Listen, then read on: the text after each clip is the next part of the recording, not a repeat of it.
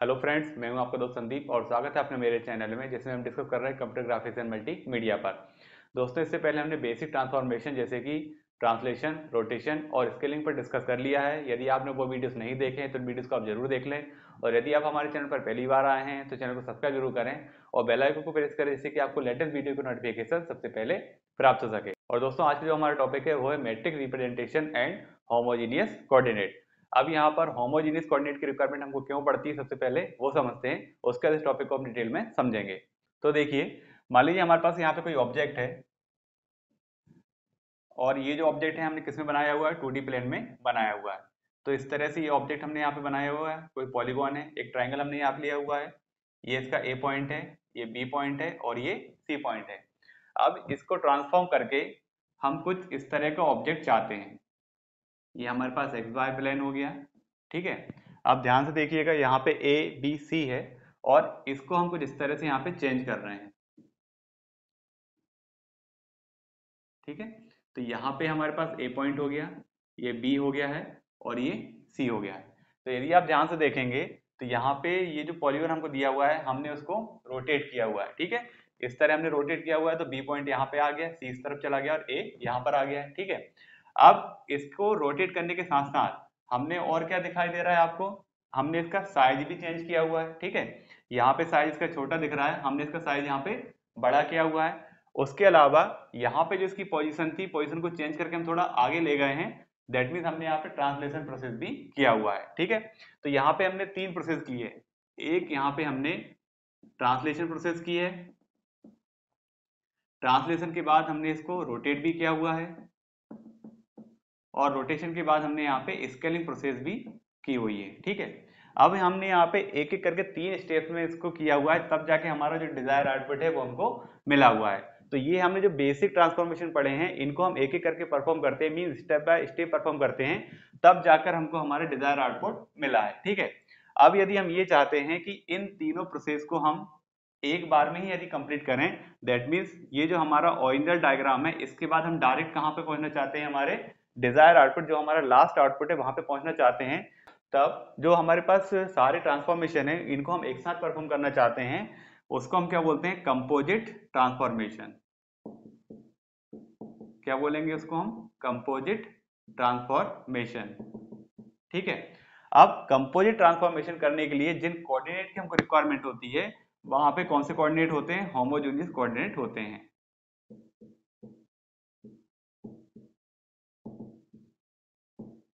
ठीक है।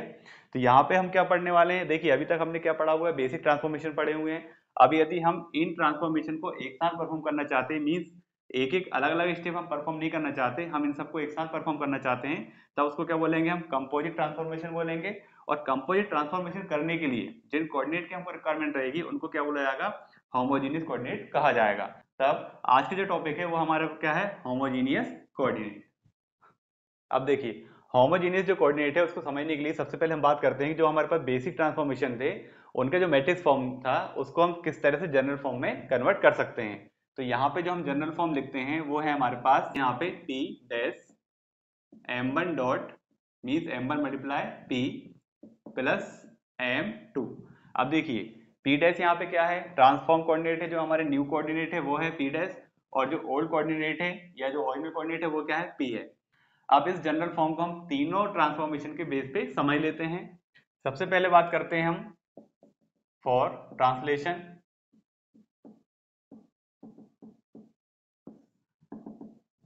ट्रांसलेशन के लिए क्या बनेगा, यहाँ पे आ गया P dash equal M1। M1 में क्या रहेगा इस बार, यहाँ पे M1 क्या रहेगा, यूनिटी मैट्रिक्स रहेगा, और P का मतलब क्या रहेगा, XY,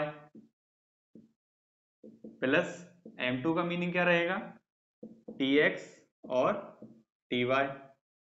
तब इसका मीनिंग क्या हो गया कि यहाँ पे जो M1 है, वेयर M1 क्या है हमारे पास, यूनिटी मैट्रिक्स है, और M2 जो है वो यहाँ पे ट्रांसलेशन वेक्टर है,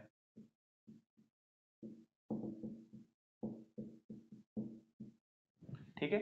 ये तो हो गया हमारे पास ट्रांसलेशन के लिए। अब सेकंड देखते हैं फॉर रोटेशन। तो यहाँ पे हमको क्या निकालना है, P डैश निकालना है। अब देखिए यहाँ पे क्या है, matrix 1 means M1 dot P। तो यहाँ पे P तो हमारे पास क्या हो जाएगा, x बाय कोऑर्डिनेट हो जाएंगे। m1 की वैल्यू यहाँ पे क्या थी, तो हमने यहाँ पे रखा था रोटेशनल मैट्रिक्स। रोटेशनल मैट्रिक्स की वैल्यू क्या थी, cos theta minus sine theta, और यहाँ पे था साइन थीटा, और यहाँ पे cos थीटा। मल्टीप्लाई किससे था, P से, मीन्स xy से, और यहाँ पे प्लस, अब m2 की वैल्यू यहाँ पर थी क्या, नहीं थी, दैट मीन्स यहाँ पे m2 क्या रहेगा हमारे पास, 0 रहेगा। ओके, तब हम यहाँ पे क्या लिख सकते हैं कि जो m2 है वो क्या है हमारे पास, 0 है, वेयर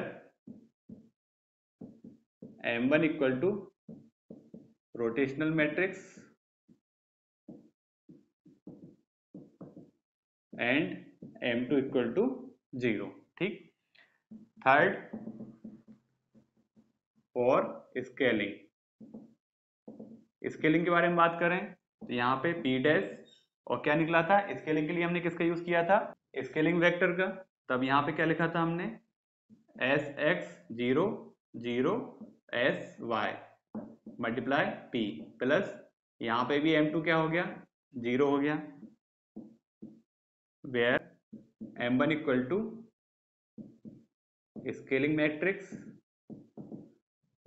एंड m2 यहाँ पे भी क्या है, 0 है। ओके, अब मान लीजिए इक्वेशन 1 है, तो यहाँ पर आप ध्यान दे रहे हैं कि ट्रांसलेशन के लिए यहाँ पे कौन सा ऑपरेशन परफॉर्म होता है, एडिशन, और रोटेशन और स्केलिंग के लिए जो ऑपरेशन परफॉर्म हो रहा है वो कौन सा हो रहा है, मल्टीप्लिकेशन। यदि हम इन तीनों ऑपरेशन को या तीनों ट्रांसफॉर्मेशन को एक साथ कंबाइन करना चाहते हैं, मीन्स कंपोजिट ट्रांसफॉर्मेशन करना चाहते हैं, तब हम यहाँ पे किसको एलिमिनेट करते हैं, एडिशन को एलिमिनेट करते हैं। मीन्स अब जो हमारा न्यू फॉर्म बनेगा वो सिर्फ इतना बनना चाहिए। ठीक है, अब इस फॉर्म को इस फॉर्म में कन्वर्ट करने के लिए जो स्टेप्स हैं वो हम देख लेते हैं। तो देखिए अब हमको आगे क्या करना है, to combine the transformation we need reformulate equation 1। जो अभी हमने इक्वेशन 1 देखी है, जिसको हमने किस फॉर्म में लिखा हुआ था, P dash m1 multiply P plus m2। इस इक्वेशन को हमको रीफॉर्मुलेट करना है, और रीफॉर्मुलेट करके क्या करना है, we can combine the multiplicative and translational term into single matrix representation. ठीक है, मींस ये जो हमारे पास मल्टीप्लिकेशन है और ये जो ट्रांसलेशन टर्म है, इनको हमको कंबाइन करना है। कंबाइन करने के लिए हमको क्या करना है, by expanding 2x2 matrix into 3x3 matrix. Means अभी तक हमने जितनी मैट्रिक्स देखी है यहाँ पे बेसिक ट्रांसफॉर्मेशन में, उसमें हमने कौन सी मैट्रिक्स का यूज किया हुआ है, 2x2 मैट्रिक्स का यूज किया हुआ है। लेकिन अब हमको 2x2 से किस में जाना है, 3x3 में जाना है। तो अब हम क्या करेंगे यहाँ पर, तो देखिए अभी हमारे पास जो कोऑर्डिनेट है,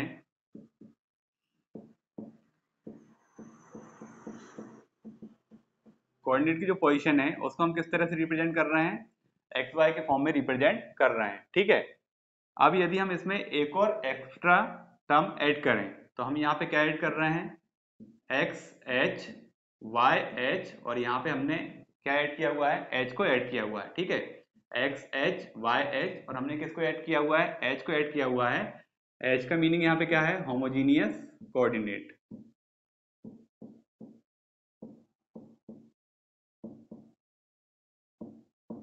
ठीक है, तो यहाँ पे जो ये बन रहा है इसको क्या बोल रहे हैं हम, होमोजीनियस कोऑर्डिनेट बोल रहे हैं। हमने इसमें क्या ऐड कर दिया, एक अलग से एच को ऐड किया हुआ है, वेयर, अब देखिए पहला टर्म क्या होना चाहिए, एक्स होना चाहिए, लेकिन हमने क्या लिखा हुआ है, एक्स एच लिखा हुआ है। इसका मतलब एक्स यहाँ पे किस तरह कन्वर्ट हुआ है, x h divided by h. इसी तरह वाई किस तरह कन्वर्ट हुआ है, y h divided by h. ठीक है, दैट मीन्स इसको यदि हम दूसरे फॉर्म में लिखना चाहें तो क्या लिख सकते हैं, तो देखिए यहाँ पे एक्स एच की वैल्यू क्या हो सकती है, एच एक्स, और वाई एच की वैल्यू क्या हो सकती है, एच वाई। तो हम यहाँ पे क्या लिख सकते हैं, एच एक्स एच वाई, और यहाँ पे लिख सकते हैं हम एच। ठीक है, अब यदि हम एच को यहाँ से हटा दें, या एच से यदि हम इसको डिवाइड करें, तो सिंपली एच की वैल्यू को हम कन्वीनियंट जो अप्रोच है, कन्वीनियंट वे में हम क्या लिख सकते हैं, 1 लिख सकते हैं। ठीक है, तो यहाँ पे हम इसको क्या लिख सकते हैं, एक्स वाई 1। ओके, तो यहाँ पे जो h इक्वल टू हम 1 लिखते हैं, इसकी वैल्यू कुछ और भी हो सकती है, लेकिन जो सबसे कन्वीनियंट है उसके लिए हम क्या मान लेते हैं, यहाँ पे x इक्वल टू 1 मान लेते हैं। तो ये हमारा कहलाता है कन्वीनियंट चॉइस। ठीक है, दैट मीन्स यदि हमारे पास जो कोऑर्डिनेट पोजीशन है, सबसे बेसिक जो हमारे पास 2D में है वो क्या है, एक्स वाई है। यदि हम इनको होमोजीनियस में कन्वर्ट कर रहे हैं, होमोजीनियस कोऑर्डिनेट बना रहे हैं, तो इसको अब किस फॉर्म में लिखेंगे हम, एक्स वाई 1 के फॉर्म में लिखेंगे। अब जैसे कि जो हमारे पास बेसिक ट्रांसफॉर्मेशन होते हैं, ट्रांसलेशन, रोटेशन और स्केलिंग, उन सबको हमने अभी किस में बताया हुआ है, एक्स वाई में बताया हुआ है। लेकिन जब हम कंपोजिट ट्रांसफॉर्मेशन पे काम करेंगे तब हम सारे ट्रांसफॉर्मेशन को किस में बताएंगे, होमोजेनियस कोऑर्डिनेट में बताएंगे। तो अभी हम देखते हैं कि होमोजेनियस कोऑर्डिनेट में ट्रांसलेशन, रोटेशन और स्केलिंग को किस तरह से रिप्रेजेंट किया जाएगा, उनका मैट्रिक्स फॉर्म क्या रहेगा।